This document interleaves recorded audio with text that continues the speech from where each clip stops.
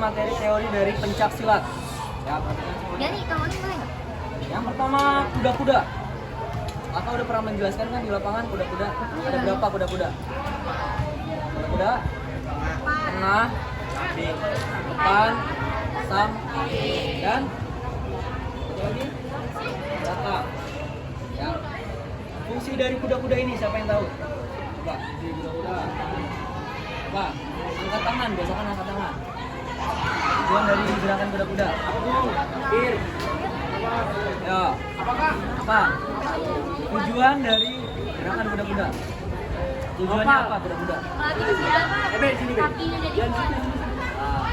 Kurang tepat. Betul, tapi kurang tepat. Ayo, siapa yang tahu? Yang tepat. Udah. Saya agak seimbang. Agak seimbang. Betul, tapi kurang tepat. Ini biar jatuh. Menjaga Coba, dengerin temennya nih. apa menjaga posisi tubuh biar nggak jatuh. Oke, tepuk tangan dulu. Nih, sekarang kakak kasih tahu yang tepat, jawaban yang tepat. Fungsi dari gerakan kuda-kuda ya adalah untuk menjaga posisi tubuh agar tetap kokoh, tahu ya, seimbang, balance. Itu udah benar tadi, tapi kurang tepat. Sama ya. Paham ya? Tuh, tolong diingat karena akan keluar di UAS nanti. Paham? Oke, lanjut ke pola langkah. Kalau misalnya kalian lihat di slide-nya, di situ ada 7 pola langkah. Ini kemarin kita di kursus Tunggal Lipsi hanya pakai pola langkah lurus, pola langkah bentuk U, bentuk S, ya, dan juga pola langkah zigzag. Tapi di slide kamu bisa lihat gerakan masing-masing ada 7 pola langkah. Lanjut ke gerakan pukulan. Kalau kemarin kita hanya fokus ke gerakan pukulan depan, ya. Nanti gerakan pukulan kalau misalnya kalian lihat di slideshow, itu ada 3, pukulan depan, pukulan samping, dan juga pukulan apa namanya? Ya, nama kalian nggak bawa ya? Namanya adalah pukulan bandul. Bandul. Kalian tahu uppercut dalam olahraga boxing, tinju, uppercut tahu apa? Uppercut itu adalah pukulan dari bawah. Ya, tapi kalau di pencak silat namanya bandul, pukulan bandul. Dan kalau yang muridnya Bandung.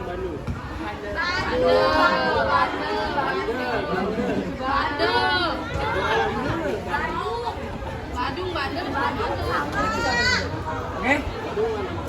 Coba, ada yang tahu nggak sasaran dari pukulan bandul itu apa? Sasarannya? Ini rahang. Terus, apa? Perutnya kemana tuh? Perut? Bagian bawah. Ulu hati. Nah, sasarannya adalah ulu hati. Paham? Oke, lanjut. Kita masuk ke gerakan tendangan. Kakak udah ngajarin 3 gerakan tendangan. Ada yang masih ingat? 3 gerakan tendangan apa aja? 3 gerakan tendangan. Tendangan depan, samping, tendangan depan, tendangan sabit, dan tendangan T. Kalau tendangan depan itu posisi kakinya sejajar, ya. Posisi tumpuannya sejajar, lurus ke sana.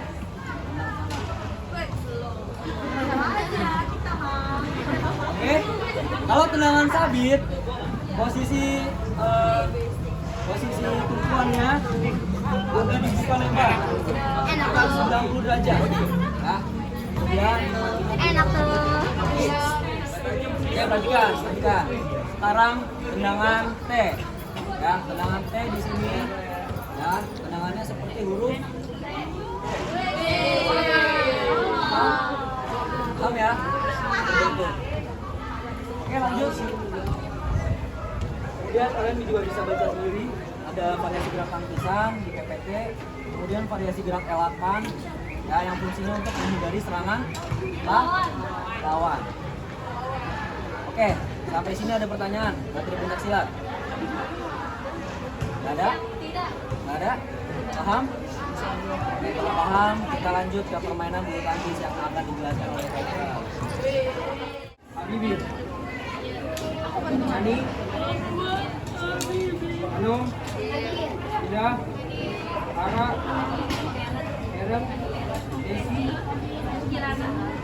Kirana, Isa, Oh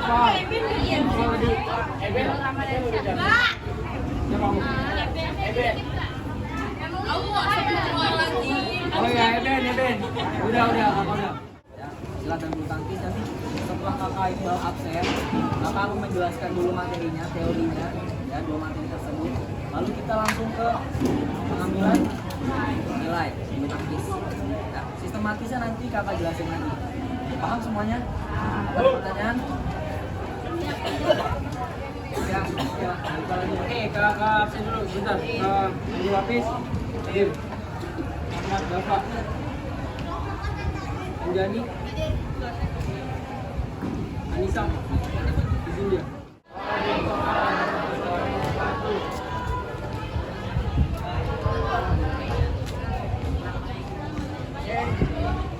Berhubung kita sedang berada di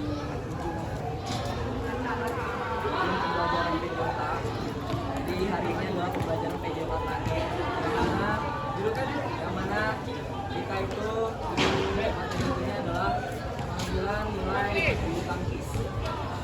Tapi sebelum itu kita akan menyelesaikan teorinya dulu nih. Pelajaran teori yang masih Olahraga yang menggunakan raket dan kok.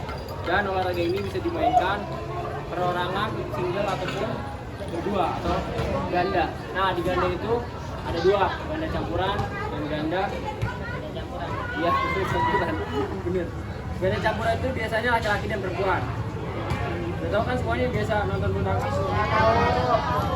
Nah, di sini ada sejarah bulu tangkis. Yang penting yang kalian ingat itu tanggalnya, tahunnya, dan siapa pencetusnya. Jadi nanti pada saat nanti ada soal pasti soal mengenai sejarah bulu tangkis, kalian bisa jawab. Lanjut ke peraturan dasar permainan bulu tangkis. Yang pertama itu jumlah pemain yang tadi kakak sampaikan di awal. Jumlah pemainnya itu biasanya kalau tunggal 1 lawan 1, kalau ganda itu biasanya berdua, dan kalau ganda campuran itu 1 tim, 1 putra dan 1 putri. Kemudian penentuan awal permainan itu biasanya menggunakan poin kayak sepak bola. Biasanya kalau kapten maju depan buat top poin, kalau dia menang berarti dia yang mulai servis duluan. Kalau di sepak bola kick off duluan.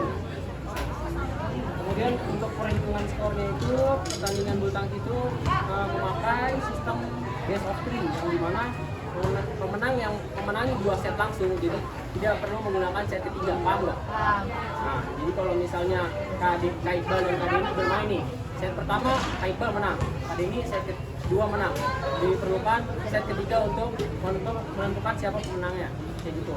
Paham? Nah, di sini bentuk pelanggarannya itu sendiri biasanya misalnya kok menyangkut di net itu salah satu pelanggaran, terus raket menyentuh net ketika memukul kok itu pelanggaran, terus ketika melakukan pukulan raket melewati net, kayak misalnya raketnya mau lepas, nah itu salah satu poin juga. Terus sama kalau misalnya koknya itu keluar dari garis line yang ada di lapangan, itu termasuk pelanggaran.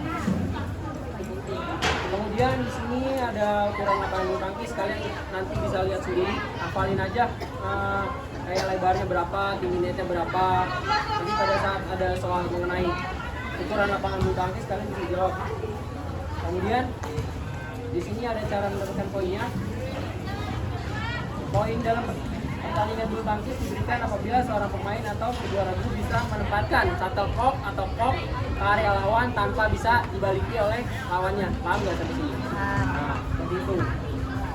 Selain itu juga, kalau misalnya musuh kalian atau lawan kalian melakukan kesalahan dalam servis, itu masuk ke dalam poin juga, tapi untuk kalian.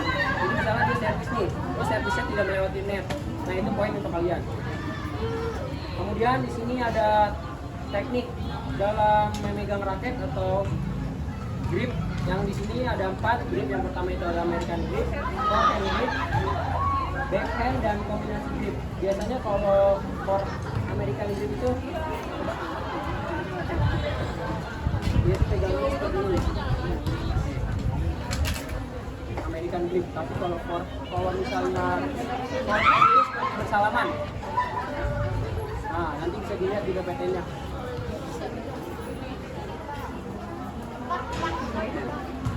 Backhand sama seperti forehand dia, tapi pegangannya ada di bawah dia kalau backhand. kalau misalnya teknik kombinasi itu berarti dia menggunakan beberapa pegangan tangan. Jadi pada saat bermain mungkin entah itu American atau forehand atau backhand. Nah, di sini ada teknik footwork, yaitu teknik disebut itu pergerakan kaki. Jadi pada saat kita bermain bulu tangkis biasanya kalau kalian bisa lihat nih, misalnya ada bola di depan net, terus dia melakukan gerakan seperti maju ke depan. Kalau misalnya ada bola lob, dia mundur ke belakang, itu namanya salah satu gerakan teknik footwork. Paham sampai sini? Oke. Kemudian teknik pukul. Di sini ada pukulan forehand dari bawah, forehand atau backhand. Biasanya kalau forehand dan backhand seperti ini. Terus kalau misalnya untuk servis juga sama. Kalau forehand itu, kalau backhand itu servisnya seperti ini. Nah, itu.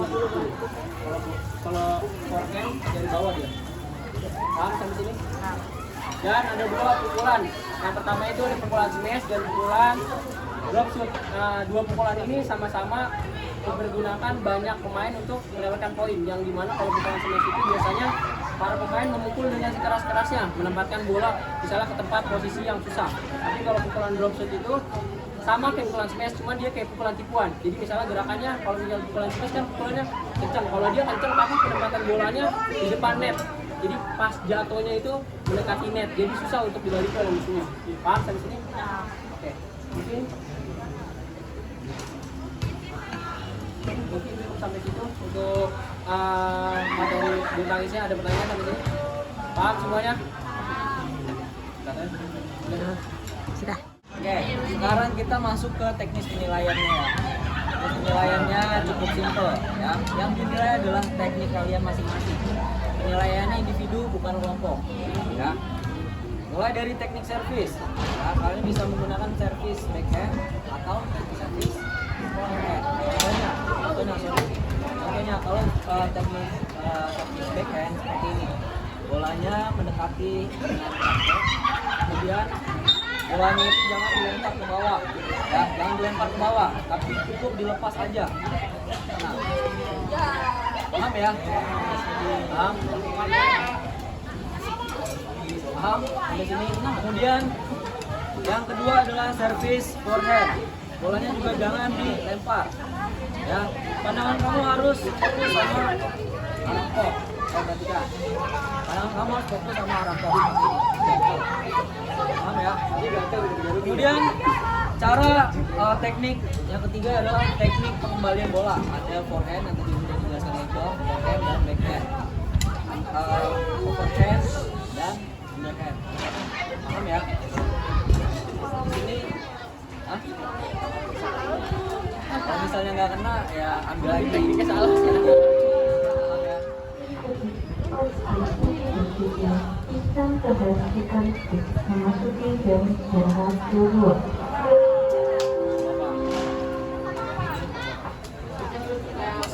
Kita tabrak aja ya. Oke, sekarang untuk teknis pengambilan nilainya, perhatikan biar nggak ada yang bertanya-tanya lagi. Kakak nanti panggil 4 orang, ya, 2 orang laki, 2 orang perempuan. Yang mana nanti mainnya misalnya kakak panggil Eben sama siapa ya? Gilbert. Eben sama Gilbert. Kemudian Vini sama Veronica.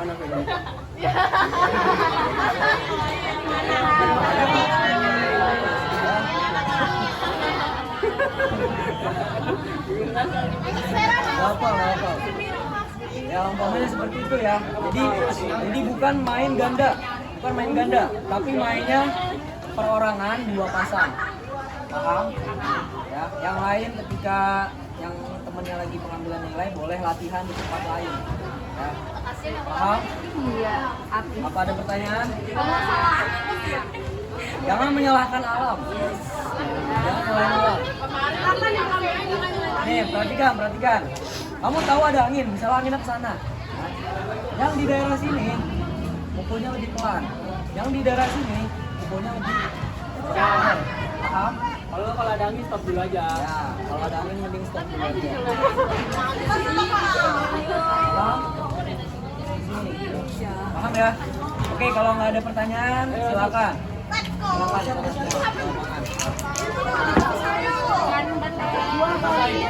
Yuk. Ayo latihan semua latihan. Iya sih. Let's go.